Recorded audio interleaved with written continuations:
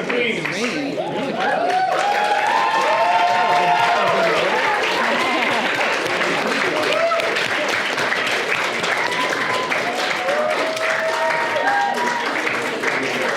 Wow, okay. They've got a They got a following. big fans. And you can start in 3, 2, 1, go. Imagine if every small action you take to help the planet could also help you get into university. Walking to school, eating sustainably, repairing or reusing old items. What if these things could actually earn you points to your future? Although people globally know what is needed to be done to combat the lack of sustainability, people feel as though their efforts are futile. They feel as though walking to school one time is not going to combat the millions of people who use cars globally. Individuals hear all the time what is needed to do to create a sustainable future. But how often do we actually implement it? In order to teach about sustainability, we need to stop passively talking and take practical action, especially in schools targeting younger generations. That's why we created EcoPoints. EcoPoints doesn't start with lectures or facts, it starts with action. Students complete weekly sustainability challenges that are simple, achievable and meaningful. For example, eating a low-carbon meal or reducing food waste could be 10 points. Walking, cycling or using public transport instead of a car could be 5. Repairing or repurposing an old item instead of throwing it away could be 15. Each action is designed to make sustainability practical. But EcoPrints isn't just about doing the right thing. It's about showing students the impact of what they do. We've built a dedicated app that tracks each person's progress from ages 12 to 18. Students can see their personal growth over time and how their small actions had add up to something significant. The tracking of makes sustainability motivational because students can see their impacts. Here's how EcoPrints works in practice. Students complete a sustainable action. EcoPrints verifies each activity. This could include a photo, short reflection from the student, or a confirmation from your teacher. Ensures every point is genuine. Verification points are tracked over time, and these points can then be submitted to universities as part of your UCAS applications. The points are given by EcoPrints will be translated to UCAS points, respective to their value, and this could be done differently for each uni. Students can see their progress on leaderboards, showing both personal impacts and collective achievements within their school or community. Seeing peers take action motivates students and builds a sense of shared responsibility. EcoPoints tackles 3 major challenges that education alone cannot solve: motivation, habit formation, and applied learning. It gives students real incentive to act, linking sustainability directly through personal goals. By completing small respectable actions, so this becomes a constant habit rather than an abstract idea. Reflection and feedback turn action into learning, so students understand why their actions matter, not just what they need to do. In the bigger picture, EcoPoints empower students to take control.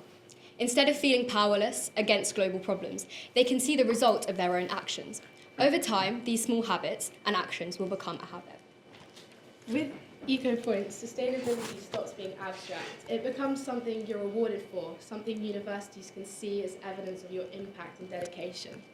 Action is turned into opportunity. Every choice you make can count, not just for your planet, but for your future.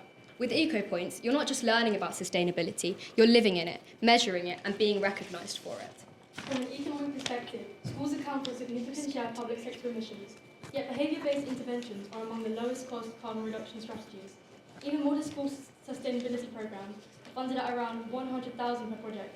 This shows the ability to scale across regions and engage tens of thousands of students. Our solution would influence millions of students at a fraction of the cost of the infrastructure. Governments are already investing heavily in sustainability within education. For example, the UK recently committed $200 million to clean energy initiatives in schools, demonstrating the scale of public investment in targeted youth sustainability transitions. EcoLoop can partner with such programmes. Simultaneously, private investment is rapidly growing. UK climate technology ventures have attracted over $2.4 billion in investment, with venture continuing to support scalable digital climate solutions. Typical startup funding rounds in London average roughly 4.4 million, providing realistic pathways nationally and internationally. Our financial model is a hybrid. Public funding is partnerships with local authorities and education departments, 250 to 500k. Private investment, the seed funding is 1.1 to 3 million to develop verification technology and national expansion. Corporate sponsorships, sustainability-focused companies fund challenges and sponsorships. EcoLoop generates value in 3 ways. Reduces long-term environmental costs by shifting youth consumption habits early, an annual platform license, potentially. This creates measurable outcomes for governments and investors seeking scalable climate solutions. This builds green workforce pipeline by embedding leadership, sustainability skills and behavioural change into education systems.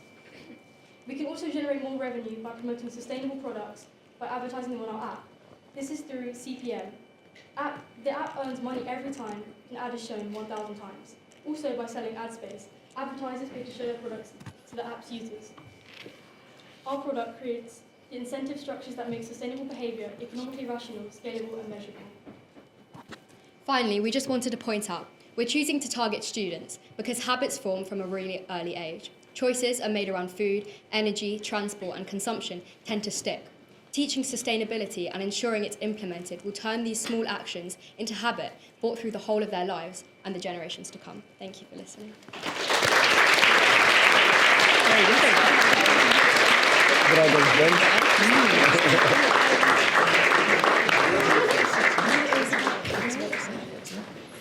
Now it's going to be the 5 minutes Q&A session. Right, thank you very much, Supreme. Excellent presentation. And you saved us 4 minutes there. You only spent 6.5 minutes. So well done for that. Give us more time to bombard you with questions. Now I'm going to take you back to the Stone Age. Yeah? Good idea. EcoPoints, apps. So what happened if we were living 50, 60, 70 years ago and you wanted to implement this? How are you going to implement it? Without no phones and all that to be able to track what people do. Well, I guess the app idea was more for our modern technology. I think it's really accessible for a lot of countries, especially low-income countries as well. And that was our main target, to target high-income countries, hope that the influence comes and trickles down into low-income countries. As you say, in places where there may not be technology, we can implement other ways of these points can be counted up. Also, we know that education and unis aren't a big thing in some countries that don't have technology itself, so it wouldn't translate well in those countries. But we hope that it would trickle down influence from high-income countries. Thank you. Thank you. Really a great idea, and there's some really good originality as well in your proposal, so thank you. I was interested, I think you're right to think about starting with students and targeting people early in their lives to make a long-term difference, but not all young people have agency in all the decisions that impact, such as what they get to eat at home. So what advice would you give to young people who are keen to get involved, who are learning a lot around trying to change habits or form new habits, but they can't control their full environment? What would you do then? I feel like making small changes in your life, instead of driving to school, which is an easy option if they don't have the choice, but they can walk as well, or just choosing to be more economically friendly, like turning off lights, just small, very small things that will in turn add up to solve big issues. But by making small decisions in your life to change the big things, it will make a big difference. I also just wanted to add, especially for younger students from the age of around 12 to 14, when they might not have a lot of control over their lives, having a partner code on the app could help with parental apps, as the child could have an app and the parent could have the same app but for parents, so they could easily track what their child is doing. They know that it's for a good cause and for a good reason. Thank you. Brilliant. Thank you guys, great idea. I really like it. I've been in the startup world myself a few times, in and out, so I was really glad to hear about the financials of it, or that at least you've thought about it. So let's play that scenario. I can give you the £4 million, whatever it was, and we've now built it. We now need to convince Professor Sunday for Imperial to take your system into consideration when it comes to application and admissions. How would you do that? You need to convince universities now, okay, the students do it, they get the leaderboards, we know who's doing better and who not so much. So let's take into future with Yeah, Yes. we wanted to take it into future with unis because that's where the next generation is following, like all of us in this room. I think it's really important advertising in terms of it's on social media, so it's really big. Everyone has a phone now, everyone's using Safari, everyone has access to the internet, so it's a really, really accessible means. For universities to be able to take that, I think professors knowing that the next generation is going to be harmed by climate change and it's a big thing that could harm the next future generation, hopefully that sympathy can come from allowing this app and these UCAT points to be translated. I also feel as though that if universities know that students are actively taking part in things outside of their learning and engaging in the wider community, it shows how they will translate that into university and how they will be part of the university community. I'd also like to say, obviously people going to uni now are going to start up their own lives, have their own families, and implementing that from a young age and then pushing it on to further generations like their children, their nieces and their nephews is really important. Great, thank you. Yeah, finally, I'd like to find out how your team is working. Yeah, I'm going to ask every single person about your team. Get ready, other groups. 4 powerful ladies here working together. How do you do it? First of all friends outside the classroom. We also do different subjects. Emily does economics and us three don't, so it's really nice to hear her economic points of view. We do chemistry and biology as well, and Flick does history, so just implementing all of our subjects together can really help for the future because we know that's what we're going to be doing in uni. Even if one of us is studying medicine, we know we're going to have to think about economic value and all of that, so that's really helped with us. That's it. Yeah, well done. And Thank I like you. the way you share your script as well. One person, and then you pass it on. Good. Well done. Well done.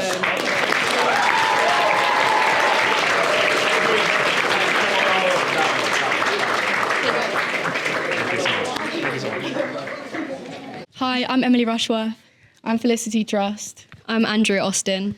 I'm Emily Cadman and we all go to Eltham College. And our team name is The Supremes! Yeah, so congrats guys for making it to the final round. How are you guys feeling right now after that performance? We definitely didn't expect it to get into the next round. Bit nervous, but it went quite well. yeah, we think it went we did well. well for it to be a bit impromptu because the other questions we did have a lot more time to prepare the questions for. But we're really glad that we made it to the final and yeah, we're really grateful to be here today. Yeah. You guys are from Eltham, right? Yeah. Eltham. So Steven Marlowe is one of my friends as well. Yeah, so he came last year, so that's why. But why did you guys decide to come this year? What made you guys? We had a lot of different skills between the four of us, so we decided to put them all together, and we thought they would make a really valuable team. So that's why we came today. I think a nice blend of our subjects. Yeah. A level. And it's really interesting to see like the ideas that we have put forward. We're really close on a social setting, but not academically. So it's nice to just sit in a classroom and talk about stuff like For sure.